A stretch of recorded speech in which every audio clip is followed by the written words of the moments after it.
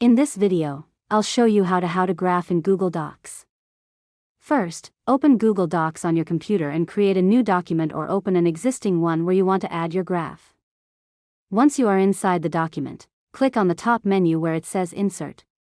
Next, hover over the option that says Chart. You will see different types of graphs like bar, line, or pie chart. Select the type of chart you want to use based on your data. After that, Google Docs will automatically insert a sample chart into your document.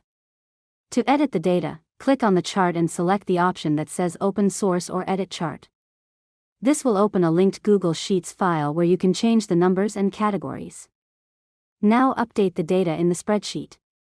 As you change the values, the graph will automatically update inside your Google Docs document.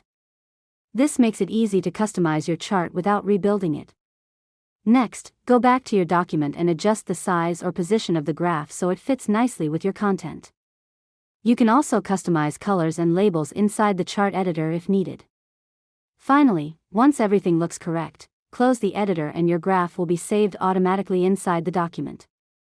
And that's it. You've successfully learned how to graph in Google Docs.